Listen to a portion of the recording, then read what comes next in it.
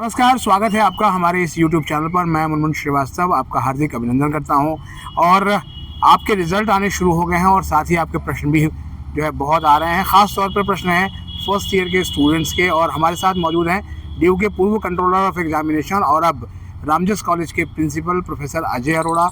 और उनसे जानेंगे सर की जो है वो स्टूडेंट्स जो है वो काफ़ी परेशान हैं और अपने रिजल्ट को समझ नहीं पा रहे। स्वागत है हमारे चैनल पर सर। नमस्कार मुनमुन जी, और आपके माध्यम से आपके सभी श्रोता और आपके सभी उनके परिवार को होली की बहुत बहुत शुभकामनाएं।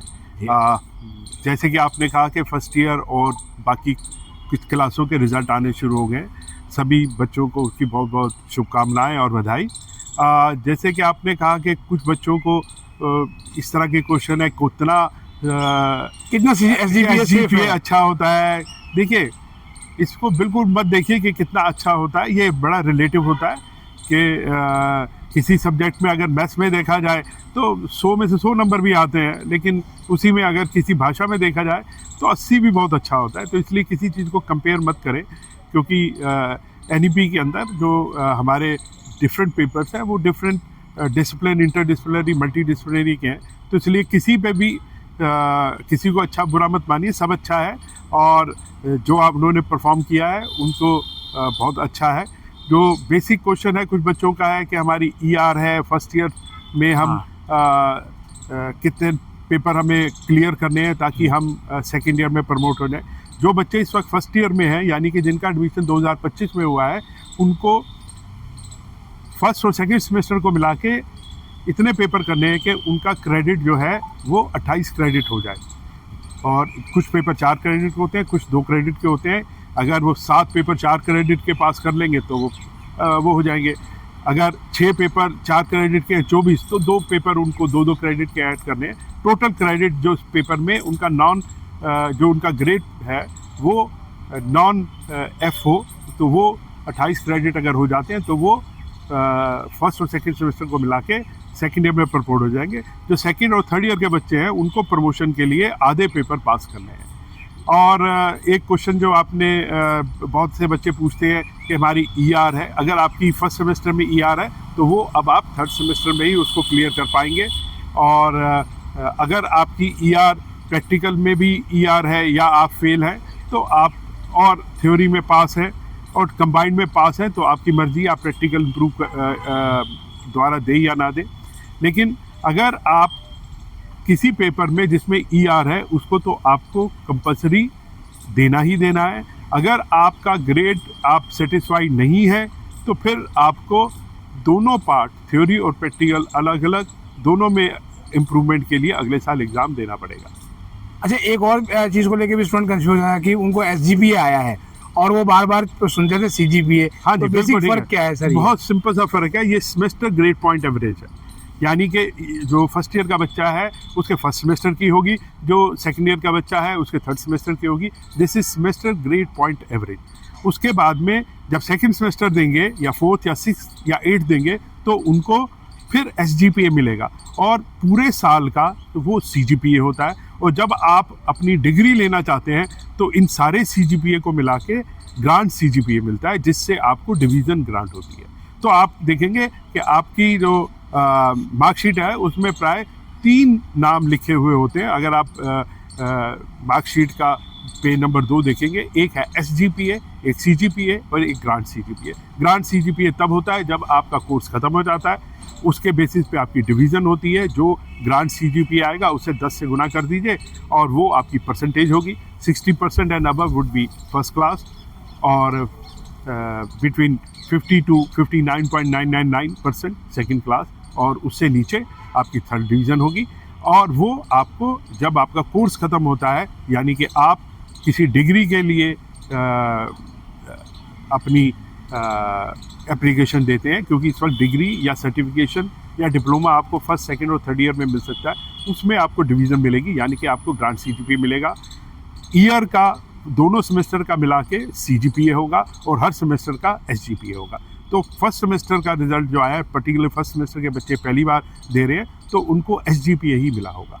अच्छा, एक और सवाल भी है बच्चों का सर कि ER, एब्सेंट और विदहेल्ड, इन 3 के मतलब क्या है उनके? ER का मतलब है एसेंशियल रिपीट, यानी कि आप अपना थ्योरी और प्रैक्टिकल मिला के या ट्यूटोरियल मिला के उसको पास नहीं कर पाए हैं, तो उसका असेंशियल रिपीट है, यानी अगले साल आपको देना है। एब्सेंट का तो मतलब यही है कि आप थ्योरी या प्रैक्टिकल में आप एब्सेंट हुए तो वहाँ पे ए बी लग के आ गया। उसके अलावा कभी कभी ये वर्ड लिखते हैं विदहेल्ड, यानी कि अगर आपका कोई यूएफएम का केस है तो आपका रिजल्ट विदहेल्ड होता है। कभी कभी एनए भी होता है, कभी कभी एनए भी होता है, उसको कहते हैं नॉट अवेलेबल। किसी वजह से आपकी कॉपी पे रोल नंबर गलत लिखा गया या कुछ इस तरह की प्रॉब्लम हो गई, तो फिजिकली कॉपी एग्जामिनेशन ब्रांच के पास होती है, वो चेक करा ली जाती है।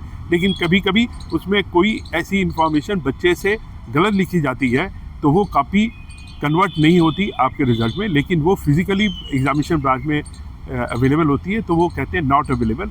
और एक यूएफएम होता है कि जिसमें आपको पाया जाता है कि आपने कोई अनफेयर मीन केस एग्ज़ाम में यूज़ किया है, तो यूएफएम होता है, उस केस में रिजल्ट विदहेल्ड हो जाता है। सर ये बच्चों का ये भी सवाल है सर, ईआर वाले जो पेपर्स हैं उनके जो बाद में वो देंगे तो उनकी मार्कशीट में वो दिखेगा सर? बिल्कुल दिखेगा, क्योंकि आप देखेंगे कि फर्स्ट सेमेस्टर में जो आप देंगे, जब आपकी थर्ड सेमेस्टर में मार्कशीट निकलती है तब भी आपको फर्स्ट, सेकंड और थर्ड तीनों मार्कशीट दिखाई देगी। तो इस साल के में तो ईआर आपकी दिखाई देगी। और एक सवाल सर ये स्टूडेंट का है कि जैसे एब्सेंट उनका केसेस उनको दिखा रहा है और अगर वो अपनी सारे डॉक्यूमेंट जमा कर देते हैं तो क्या ये केसेस ठीक हो जाते हैं? हाँ, ये बिल्कुल ठीक हो जाते हैं। मैंने बताया कि कई बार हम रोल नंबर लिखते हुए इस तरह से लिख देते हैं कि 8 की जगह वो 3 पढ़ा जाए या 6 की जगह 0 पढ़ा जाए। इस तरह की गलतियाँ प्राय हमारे से भी हो सकती है, मैं ये नहीं कहता, टीचर से भी हो जाती है वैल्यूएशन करते हुए, या जो मार्कशीट हम अवार्ड लिस्ट बनाते हैं उसमें भी टाइपिंग एरर हो सकता है। तो उसको देखते हुए वो हम जब बच्चा अप्रोच करता है तो उसकी फ़िज़िकल कॉपी रिट्रीव करके उसमें करेक्शन करके रिज़ल्ट आपको दे दिया जाता है। अच्छा, एक और भी चीज़ है जो आपने बहुत पहले पासिंग क्राइटेरिया को लेकर बताया था कि पासिंग क्राइटेरिया में बदलाव हुआ है, तो अब जो है वो उनको सेमेस्टर बैक लगेगा या ईयर बैक लगेगा? कुछ स्टूडेंट इसको लेकर भी परेशान है। देखिए, सेमेस्टर बैक कुछ नहीं होता, हमेशा पेपर बैक होता है, सेमेस्टर बैक नहीं होता। लेकिन अगर आपकी एलिजिबिलिटी क्राइटेरिया जो कि 2025 का और उससे पहले का अलग है, 2025 में आपको 28 क्रेडिट पास करने हैं पूरे फर्स्ट और सेकंड सेमेस्टर को मिला के, वेयरएज अर्लियर में जो है उसके अंदर आपको आधे पेपर पास करने हैं। और एक सवाल और भी है सर, जो है बड़ा टेक्निकल है सर। एक बच्चे ने जो है वो टीसी को लेकर सवाल पूछा है, तो ये क्या है सर?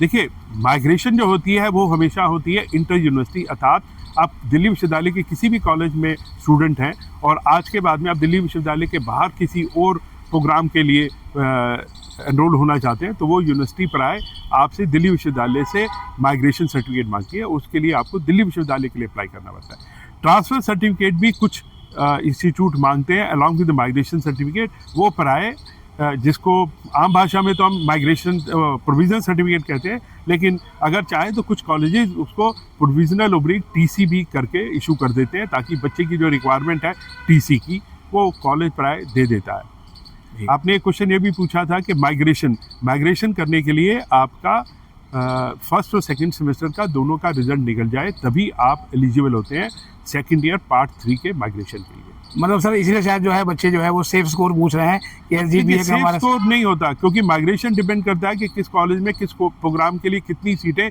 किस कैटेगरी में अवेलेबल है।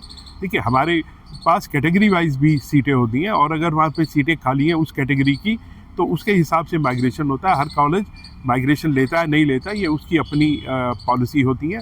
और उसके लिए तो आपको अभी सेकंड सेमेस्टर का, क्योंकि सिर्फ माइग्रेशन जो है आज के दिन में सिर्फ फर्स्ट ईयर से सेकंड ईयर में परमिसिबल है, यानी कि जब आपका सेकंड सेमेस्टर का एग्ज़ाम और उसका रिजल्ट आ जाएगा तो on the basis of first and second year, अगर सिंपल भाषा में कहूँ तो जब आपका CGPA आ जाएगा तभी आप एलिजिबल होंगे किसी और इंस्टीट्यूट में माइग्रेट करने के लिए। बहुत बहुत धन्यवाद सर स्टूडेंट के सवाल को जवाब देने के लिए, और एक बार आपको फिर हमारे चैनल की ओर से भी होली की बहुत बहुत शुभकामनाएं। आपको सबको भी होली की पुनः बहुत बहुत